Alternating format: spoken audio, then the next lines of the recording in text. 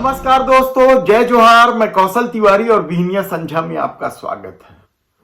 आदिवासियों के लिए या आदिवासी अंचलों में रहने वालों के लिए हरा सोना के नाम से प्रसिद्ध तेंदूपत्ता व्यवसाय पर क्या अब केंद्रीय गृह मंत्री अमित शाह की नजर लग गई है?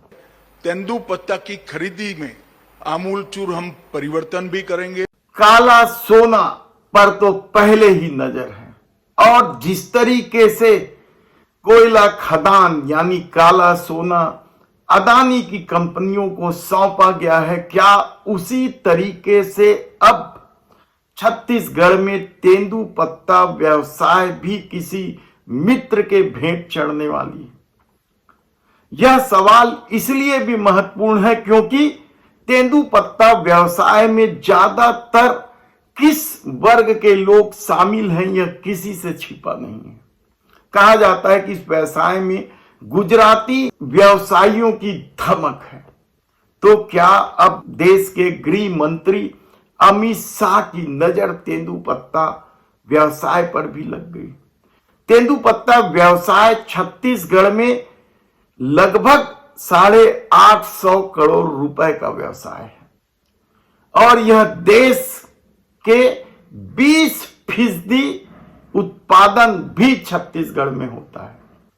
और हाल में जब ये नक्सल को लेकर और नारकोटिक्स एक्ट के कार्यालय खोलने को लेकर छत्तीसगढ़ के प्रवास में 3 दिन ठहरे थे, तो इस दौरान क्या तेंदूपत्ता के व्यवसाय से जुड़े लोग उनसे मिले और उसके बाद ही अमित शाह ने यह निर्णय लिया?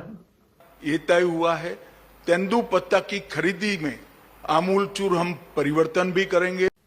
क्या इस फैसले पर शाह सरकार सहमत है? दरअसल छत्तीसगढ़ में आदिवासी अंचलों में रहने वाले लोगों के लिए तेंदूपत्ता व्यवसाय कमाई का एक बड़ा साधन है और इसे लेकर कई तरह के विवाद भी होते रहे। सरकार आदिवासियों और इस अंचल में रहने वालों को प्रभावित करने के लिए बोनस भी देती है तो फिर चरण पादुका भी बांटती है। ऐसे में आदिवासी वर्ग या तेंदूपत्ता तोड़ने वाले मजदूर बड़े लंबे समय से यह पूरा कारोबार अपने हाथ में लेना चाहते हैं, तो दूसरी तरफ शोषण की अपनी कहानी है।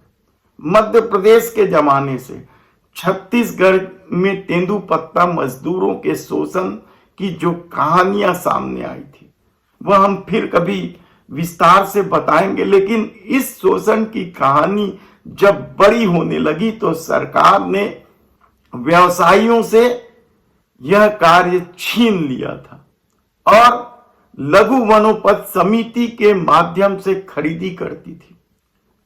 प्रति बोरा मानक वर्तमान में 4000 को बढ़ाकर 5500 रुपए करने की भी बात हो रही है।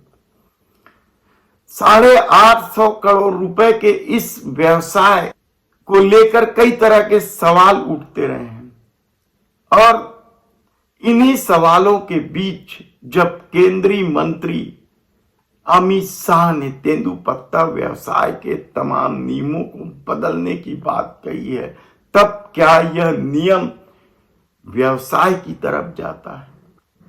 क्या राज्य सरकार जो खरीदी कर रही है उसे हटा दिया जाएगा और सीधे ठेकेदारों के हाथ सौंप दिया जाएगा ताकि तेंदूपत्ता मजदूर शोषण का शिकार हुए और सरकार को ही नहीं पार्टी को भी कोई फायदा मिल जाए?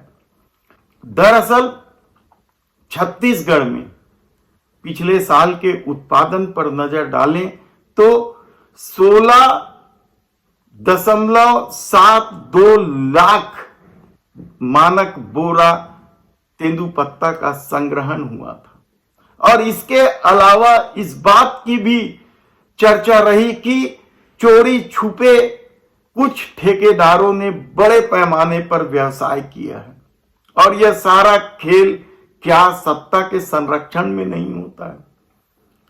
तेंदुपत्ता मजदूरों की हालत क्या है यह किसी से छिपी नहीं है।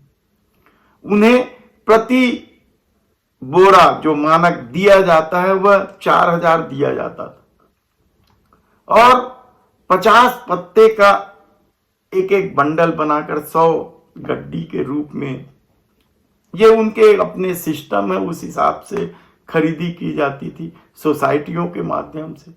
लेकिन कहा जा रहा है कि 850 करोड़ रुपए की राशि, बड़ी राशि।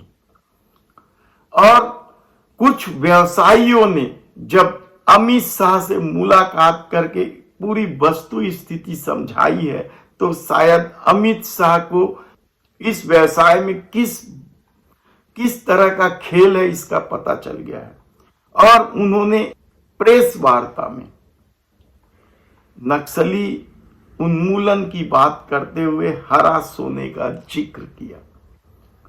ये तय हुआ है तेंदुपत्ता की खरीदी में आमूलचूर हम परिवर्तन भी करेंगे।